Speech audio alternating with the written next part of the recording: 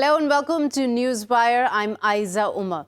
Now, Pakistan's Foreign Minister Shah Mahmood Qureshi on Saturday urged Afghan politicians and senior officials to seize the upcoming crucial opportunity for peace talks between the United States and the Taliban. Now, of course, these talks are scheduled for later this month, June 29 to be precise.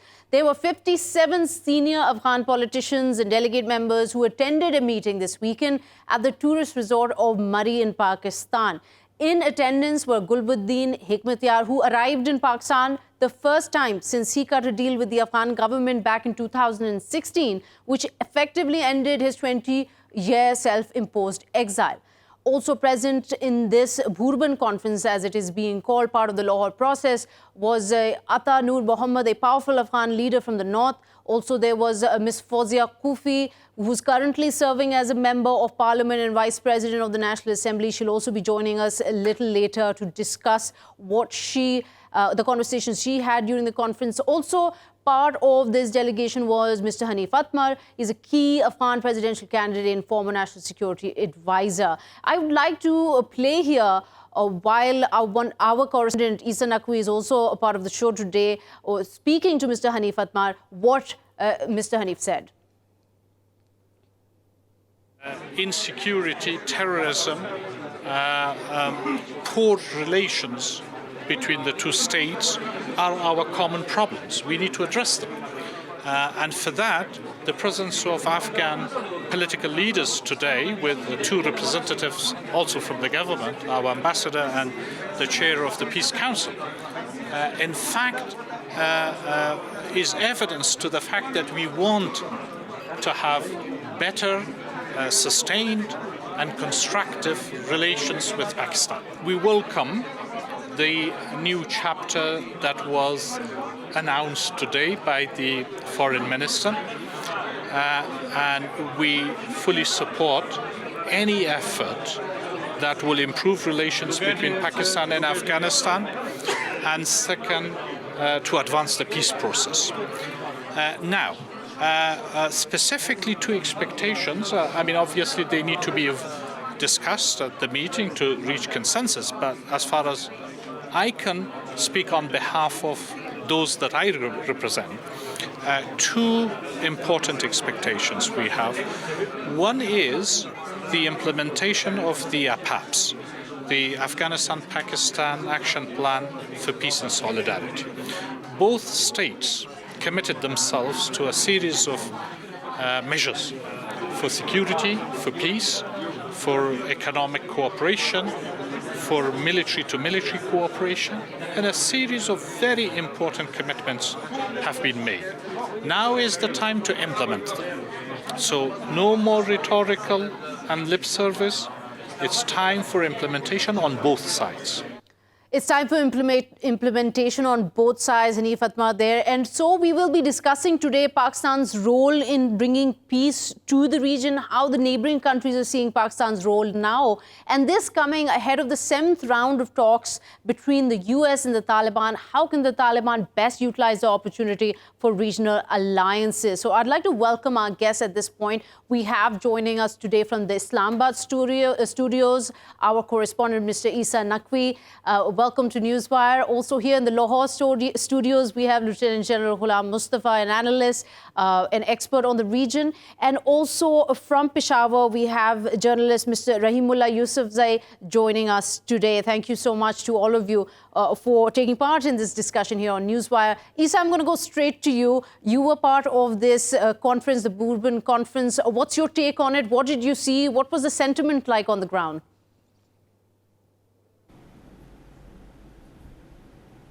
Well, Ayza, I believe that the stage has been set, and now all eyes are on the outcome of the 7th round of US-Taliban talks. And if we see a breakthrough in the early week, in the first week of next month, then it is much expected that intra-Afghan dialogue is expected. Now it's being talked about, is going to start on 7th of July.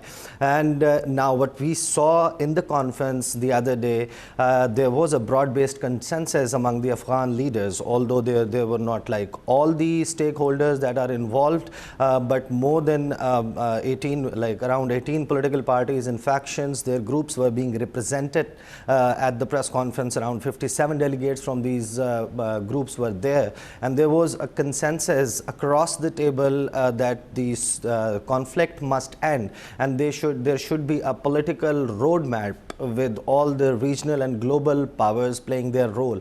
And whatever Pakistan could do, I think that was represented there in the speech which Foreign Minister Shah Mahmood Qureshi, and later on when the conference concluded, there was a speech by the Saffron Minister. So two federal ministers were present at this conference, although it was not hosted by the government of Pakistan, but there were senior officials. I want to ask you, Essa, to hold that thought. There's something you said. I'd like to get Mr. Yusufzai's comment on this. You heard our correspondent who covered the event in Bhurban. He said 18 different political Afghan parties were present there, and they were all agreeing to the fact that they do need Pakistan on board here indirectly. That's pretty much what they've said. Mr. Yusufzai, after these talks, do you think that finally we've come to a point where this Afghanistan-Pakistan blame game that has been going on for so many years, that chapter is maybe closing? I think it is the beginning of trying to close the chapter. It's a major event. Pakistan, was able to bring all these people here to Bhurban. So 18 small and big political parties, 57 Afghan delegates. This is really important because some of these people have been very anti-Pakistan. Very critical of Pakistan. So they came here, they agreed to come, and they listened to the Pakistani leadership and Pakistani delegates. So I think these kind of interactions are useful, because if you don't hear the other view, then you have your own fixed view, then you think you're right. But when you hear the other side, you may then try to rethink whatever you have been saying and thinking. Although this was not really an intra-Afghan dialogue, Taliban were not here, the Afghan government was not represented. But I think in context of Pakistan, playing the host and getting them here together, for a few days and recommitting to the peace process, and then also reaffirming Pakistan's role in the Afghan peace process in terms of the Afghanistan-Pakistan relations is very important. And I think in that context, it's a kind of an achievement. Do you think Pakistan is also getting this kind of acceptance from the Afghan delegates that it's seen in the Bhurban conference? We'll be, of course, talking more about that from Essa, who was there. But also because there may be a vacuum that's been created after, or how far the US-Taliban talks have reached. Well, I think the US-Taliban talks have not ended. In fact, the 7th round is beginning in a few days. There may be more rounds as well. But these, events like the one in Bhurban, the earlier 3 conferences, the intra-Afghan dialogue in Moscow, these actually complement whatever is happening in Qatar. Because, the next round will obviously an intra-Afghan dialogue. This is the US-Taliban talking mostly about security issues. Once that has been agreed, and there are a lot of expectations that something may happen in Doha next week. But then there will be the other challenges, like trying to organize an intra-Afghan dialogue, and already 7th of July was mentioned as one of the likely dates, but I think that will have to be extended. Right. We spoke to people in Qatar, and they are saying it won't be held on 7th of July. But I think this is going to happen in the future. Okay. So Afghans talking to Afghans. This is inevitable. You're seeing this as inevitable. Also, the head of the Afghan High Peace Council, Mr. Karim Khalili, he was present also. I know you mentioned that there was no government representation. That's as much as a government representation as we can go at this point. Now, Pakistan's role historically with Afghanistan, there's been a lot of close ties with the Taliban, of course. So this seems to be almost like, is this being a staging ground? Do you agree for the next step now finally being that Pakistan will play that role, that constructive role of making that intra-Afghan talk possible? You know, Afghan government has been saying that the High Peace Council is an autonomous body. It does not represent the Afghan government. That has been their view. So Karim Khalili was in Moscow earlier. He has come to Pakistan, but he is not really part of the government. So that is one thing. Okay. I think that Umar Yusufzai, the advisor to President Ashraf was also invited, but he didn't come because we were together in a conference in Istanbul in Turkey until yesterday. So, he stayed away. I think the Afghan government was not coming to this conference in Bhurban. So I believe that, even if Afghan government was not there, Taliban was not there, even if there are still some, something which needs to be done in future, to arrange a kind of an intra-Afghan dialogue on Pakistani soil.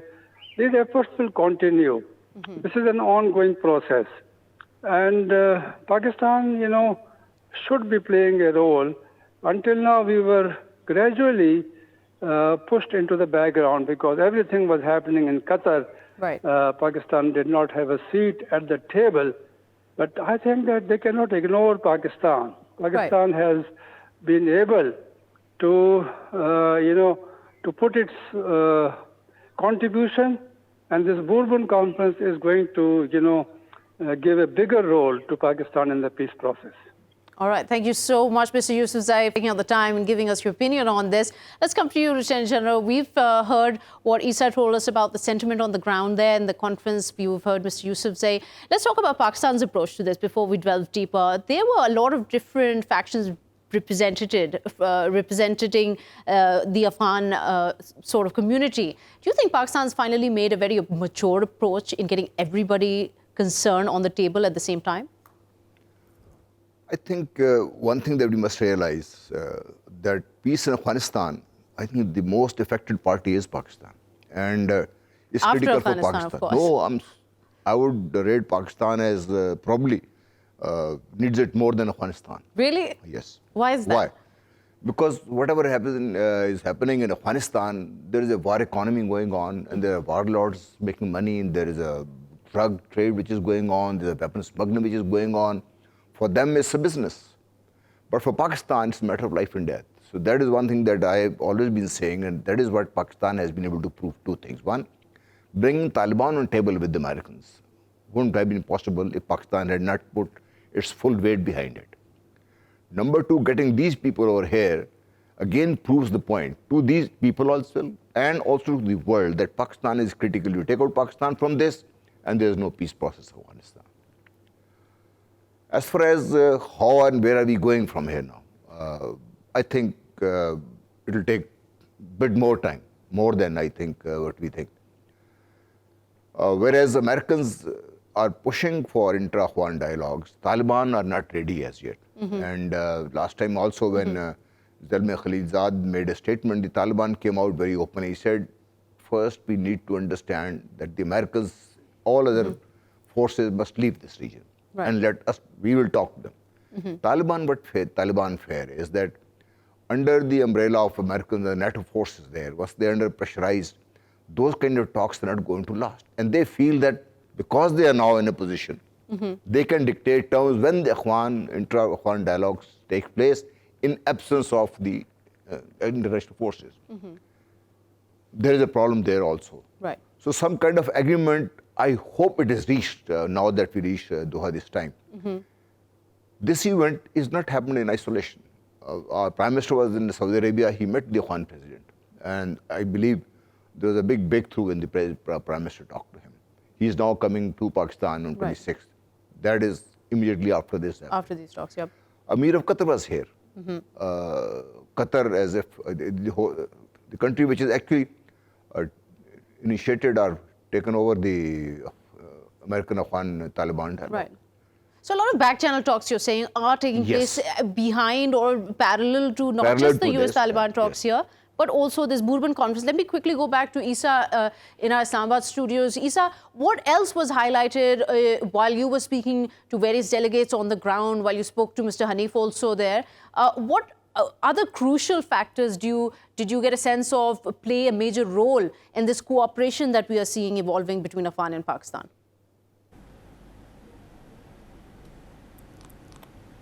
Like one quick thing before coming to your question, that precisely the thing that how much loss has Pakistan suffered.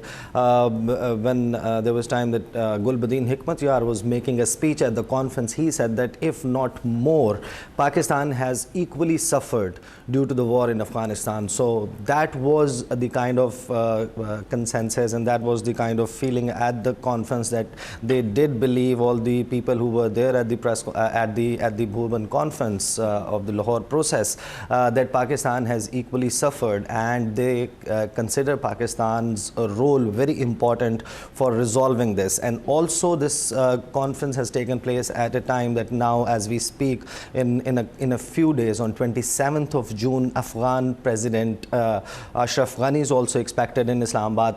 Islamabad will host the Afghan president, and obviously all the discussions that have taken place 2-3 days ago, they were also discussed with the Afghan president. And in coming days, if at all there is a breakthrough in the talks between Afghan Taliban and the US, and there is some consensus on the troops withdrawal from Afghanistan and the counter-terrorism commitments by Taliban, if that is done, obviously then we can actually see the intra-Afghan dialogue initiating. Germany is also playing a very important role in that, and there are talks that later on the intra-Afghan dialogue may also shift and take place somewhere in Germany.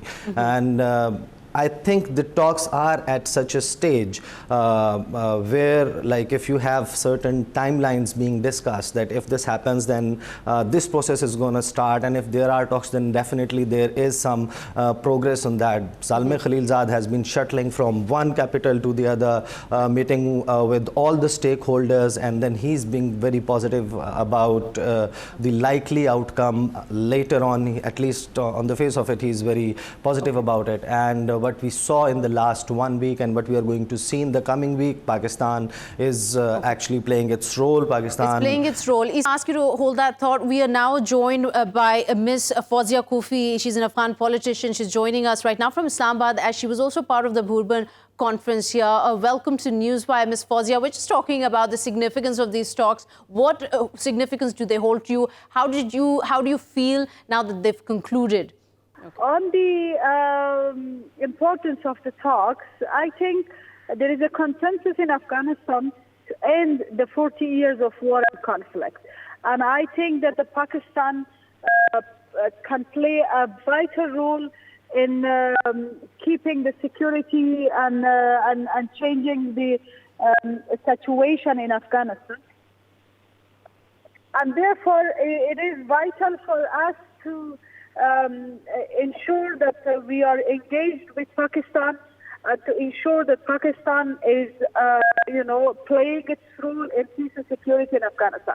And about this conference, I think it was vital in a way that that there were politicians from all walks of life, including women. There were 2 women, but also male politicians that were like top leaders, presidential candidates who do have an influence in Afghanistan. Mm-hmm. If they have a united voice about peace and about political future, I am sure they can change the status quo. And therefore, I think it was an important conference on its form, because for the first time, different views of politicians from Afghanistan got together. People who have been fighting, like the Taliban are fighting now, they got together. They kind of agreed on importance of engaging with Pakistan. You just took the question out of my mouth. I was going to ask you this. Did you feel like there was a sense of unity because there are different representatives representing different communities in Afghanistan? Would you call it an unprecedented getting together of all these representatives? and agreeing to something, which you've pretty much answered for us here. But do you think this leads to something do you think this will now lead to something what the opposition parties in Afghanistan have been highlighting, that the US-Taliban talks haven't really produced anything conclusive? I mean, it's pretty much the same debate going on and on. Do you think this vacuum is finally being filled where an understanding is coming across that an intra-Afghan talk can take place? Well, I think, yes, the US had 6 rounds of talks so far with Taliban, and I think it's time that the people of Afghanistan, the political parties and the political individuals and the political views in Afghanistan are part of this talks, and the government as well, the government of Afghanistan as well. I think it's important for a result and for a sustainable peace that we should involve Afghans also in the process. And we should also involve regional countries in the process. So, we're talking about a peace that will impact the life of me as a woman. So how come you talk about peace without having women there, or without having the political parties who might think that in a peace settlement their interests will be at risk? So it's important that the process is inclusive. And Absolutely. I think the conference was a first step for that. That's really, I'm glad you highlighted that. Thank you so much, Ms. Fawzia, for giving your time here. Essa, you spoke to the Foreign Minister of Pakistan, Shah Mahmood Qureshi, and you asked this question also about whether now we are looking towards the next step where Pakistan is going to play its role in bringing together that intra-Afghan dialogue between the Taliban and its government. Here, I want our viewers and you to also take a listen to what Mr. Qureshi had to say. The point is, as I said, is a process. Yes, it's worth considering. Why not? If there is if collective wisdom suggests that, then why not? We can consider that.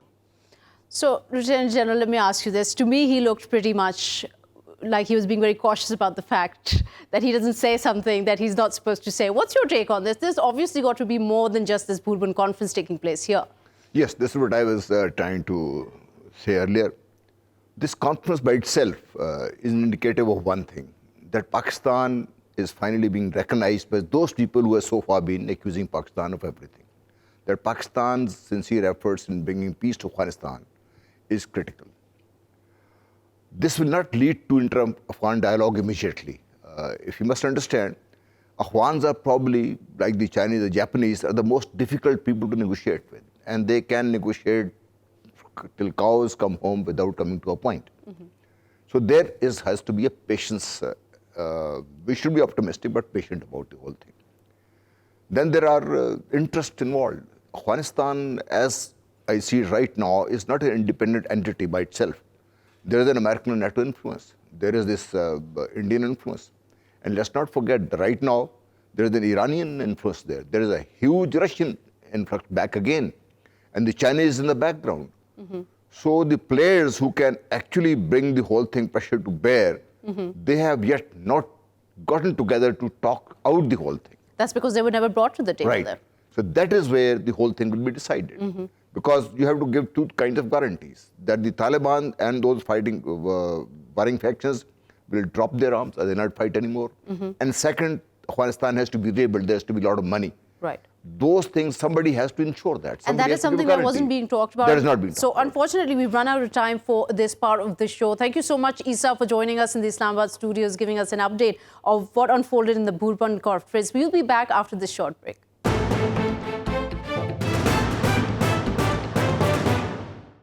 Welcome back. You're watching Newswire with me, Ayza Omar. Now, let's talk a little about not just the relationship that is evolving, the new relationship or the new chapter between Afghanistan and Pakistan, but also what Pakistan's role is coming in front of the world through FATF, the international watchdog against money laundering and financing of terrorism, the Financial Action Task Force. It's asked Pakistan to meet its October deadline and also on meeting it on internationally agreed action plan. Now, the FATF has been concerned recently that Pakistan has failed several deadlines, namely the January one and then again the May one. Now, while this is going on, of course, Pakistan has still managed to stay on the grey list. But this hasn't made our neighbor India very happy, which has been campaigning regularly for it to be moved to the blacklist. Now, what we will be talking about is the credibility of these allegations that India is advocating downgrading Pakistan for non-compliance. Also, the Foreign Office of Pakistan, which has just today responded officially to India, saying it was yet another relentless effort to politicize the deliberations of the FATF for its narrow partisan objectives and to show Pakistan in a negative light. What happens when Pakistan does come across in a negative light, being already on the grey list? What does it do to its foreign investment? What it does to its status in the international arena of politics, and not just politically or economically? So we'll be talking about all of this, but first let me introduce our panel of experts. Here in the Lahore studios, we are joined by Lieutenant General Ghulam Mustafa. Thank you for staying on for this part of the show. And also in the Islamabad studios, we are joined by former Ambassador Mr. Ashraf Jehangir Qazi, and also on the line with us from Islamabad, we have Lieutenant General Naeem Khalid Lodhi. Thank you to all three of you for staying on and talking about this issue. I want to start with you, Mr. Qazi. Pakistan being on the grey list, let's just break it down for our viewers here. What does this essentially mean, and how does it affect us in the international arena?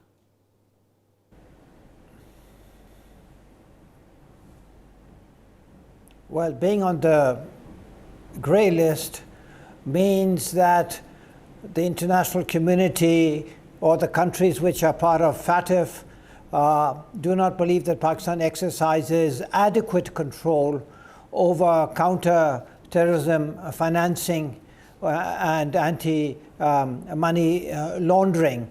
And this is a very technical program they have, which they have developed. And FATF itself is an international watchdog established under UN resolutions. Now, as a result of their assessments, we have previously also been on the grey list. In fact, also, if I'm not mistaken, we've been for a short while even on the blacklist before. But this time, since January of 2018, we've been on the grey list, which means that there are specific areas in which they feel that Pakistan's actions have not been sufficient or have not been even properly implemented. And as you quite rightly said, there have been reviews of Pakistan's implementation of action plans, which have been agreed to in January and then in May. And now another one is due in Paris in October, on which it will be decided whether we stay on the grey list or get demoted to the blacklist. Of course, it is much more likely that we are going to stay on the grey list, but unless you get off the grey list, there's always the risk of getting onto the blacklist. Now, even on the grey list, it has been estimated that this roughly costs Pakistan in terms of credit ratings, in cost of lost financing opportunities, in cost of so many other things, and all about $10 billion a year. If you were to get onto the blacklist, it would be much more. It would completely undermine the IMF package. And of course, it would play into India's hands, because India claims that as long as Pakistan is involved in terrorist activity, it can't have dialogue. So India certainly, and they have a presence inside FATF, but the fact of the matter is that Pakistan needs the support of at least 3 countries, and at the last time when the meeting was held, and these were due to some technical reasons and all, which we need to be very well aware of. But this thing of terrorism and terrorism financing is an issue of huge sensitivity to many countries, including countries which are well disposed to Pakistan. So it is really, it is correct that to some extent FATF is politicized. To some extent it is influenced by not only India but by the US and others. But that doesn't really matter. Under international law, under the Security Council resolutions, under the FATF procedures, you are bound to take actions. And the last time I heard it was, on 10 issues, 27 points.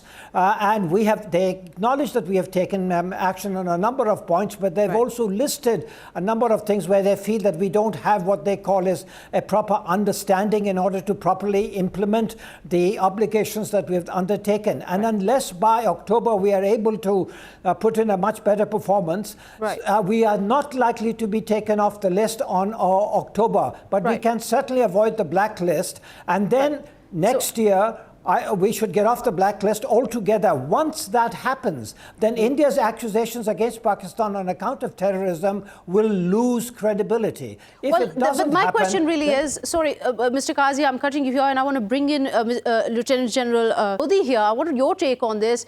These accusations, let's not ignore the fact that they're coming at a time where just in February, the Pulwama attack and the repercussions from it and the allegations that followed on the blame game, that seemed to really not work in India's favor. And now they are after the FATF. But is the FATF, let me ask you this, a fair comparison even to put Pakistan on the spotlight here that it's not doing enough for countering these money laundering that helps terrorism? Thank you. The first thing is, and I think it's quite clear that whatever FATF is asking us, all of it, not most of it, all of it is in our interest. It is very well acknowledged by everyone. But then there's a problem. And the problem is that many things which they are asking, they are non-verifiable.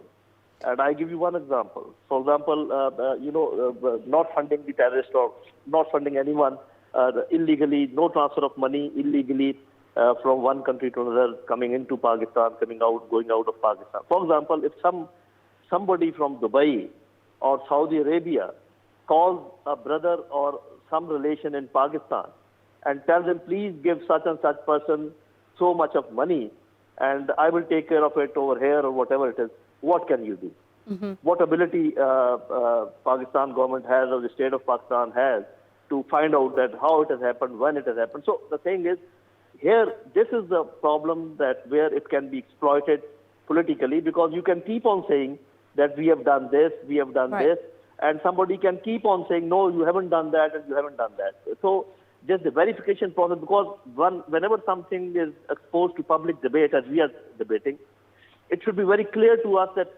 what are they asking in real terms, I mean sentence by sentence, and also what are we telling them that this is what we have done in real terms, sentence by sentence, so that you and me can then say and then discern that this is verifiable. But on the same note, when they say that there is not, a general understanding in Pakistan of what these measures mean, that's also a very grey area. How do you interpret that in concrete, practical steps? That is true, and that is what I'm saying. That first of all, one thing which I would like to share with the panel and also with your viewers is that once I was a part of the interim setup, Shamshad Begum, which was our finance minister, she told us in the cabinet that out of these 25 points, she had made the FATF agree that we will now be operating on 12 more points. Some of them were dropped. I don't know what is the situation now. So what I would suggest is that first of all, those 12 points or 15 points which are being demanded from us, they should be very clearly language-wise pointed out word by word, this is what is wanted. Then whatever we are saying, it should be again exposed to the public. Only then we can properly debate that what is possible and what is not possible. But one thing is very sure, that this is an instrument which is used politically in international politics. This affects our relationship with international financial institutions and also the donors and those who want to give us loans. So it can create problems. But we should not try to make them understand that we are doing everything which we cannot do. For example, if I take this one simple thing, that if we are unable to provide clean drinking water to our people, I'm just talking about the implementation ability of the state. So how do you ensure that you do something else? which is even difficult than providing this clean drinking water. So all right. Our state must acknowledge that we have certain problems for the time being. You know, Lieutenant General, that's a completely different debate, and I would love to get into it with you. But here the conversation is really whether the FATF is playing its role as an objective organization. Lieutenant General Ghulam Mustafa, let me ask you this. Is it actually a channel of politicizing something for the benefit of certain actors? Let's be very clear to start with. FATF, whatever its objective might have been, is now a political tool. Okay. It's being used against Pakistan. Let's be very clear on that also.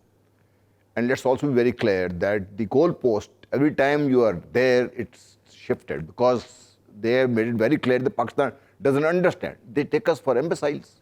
We can understand what is required. But the fact is, if there's a money laundering taking place, isn't it going to England and America? Why aren't they stopping it there? They're not stopping it there. Have they ever tried to tell the world that 50% of all materials used for terrorism in the world is provided by India? It's an Australian think tank which has given out this data. Why don't they tell the world that Eastern India is affected by terrorism more than anywhere else and this is going on in India? Why don't they tell this? Why don't we can talk endlessly on the issue, but the issue is, this time we almost got on the blacklist, but for Mahathir Mohamad. And he made the right point. Malaysia backed us. Yes. He made the right point. He was in London, Prime Minister thanked him and called him. He said, I told the world that don't blame Pakistan. They have to, talking about money laundering, it has to be taken internationally and we have to sort that out at international level. Right. So what I'm trying to highlight is that Pakistan must do the technical aspect which is in Pakistan's interest. We must do that because that is in Pakistan's interest. But having done that, we must also know that there's a political angle to it. That's why India has been pushing it. They want Pakistan into the black because once Pakistan goes into black, then Pakistan is actually ostracized from the entire world. Pakistan and like Mr. Qazi just said, the 10 billion loss already taking place. Exactly, that would actually that would push Pakistan out of the international monetary market. Right. Pakistan totally would be isolated. Right. And that is what the Modi declared, that I will isolate Pakistan. And that is what he's trying to do. Okay, let me ask Mr. Qazi this. This is a very interesting point that our guest here in the Lahore studios has highlighted, that while the FATF, whatever the objective, has turned into a political objective, and this can be seen when it comes to Pakistan, the shifting goalpost. Is this something you agree upon?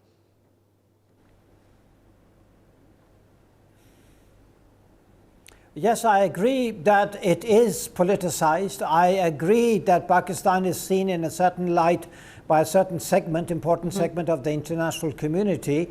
But I don't believe we can benefit by merely highlighting the alleged political aspect and get into an argument on this, because what Pakistan does have to do is to get off this list, the grey list and the black list, in order to be able to counter India's strategy towards Pakistan. There is a degree of unfairness involved. It is a very technical exercise.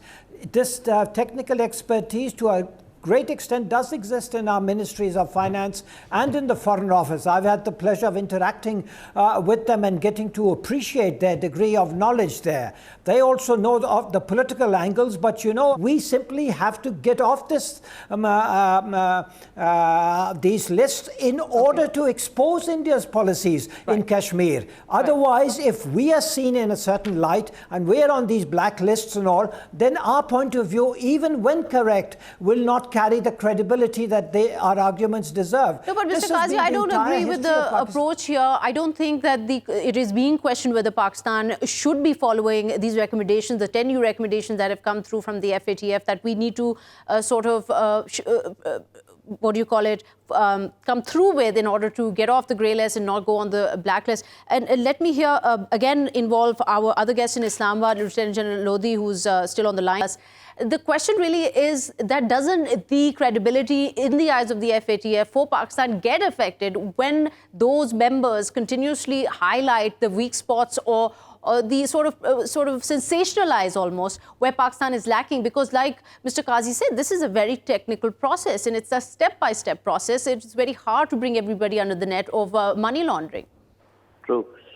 Now that we all agree that this is a thing which has a technical angle and also a political angle, on this I think we are all agreeing. So this automatically means that we will have to work on both the aspects.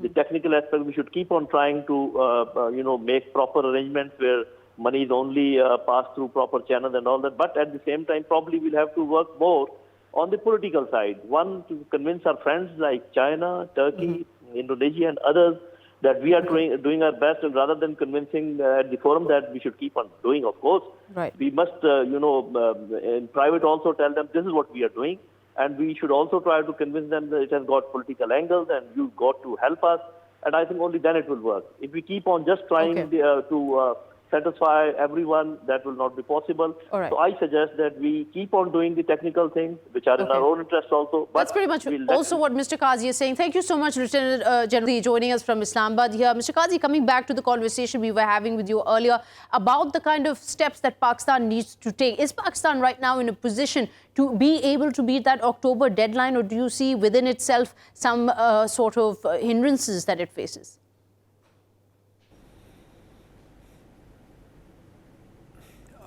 My view is that the goalposts seem to have changed to some extent, and all because if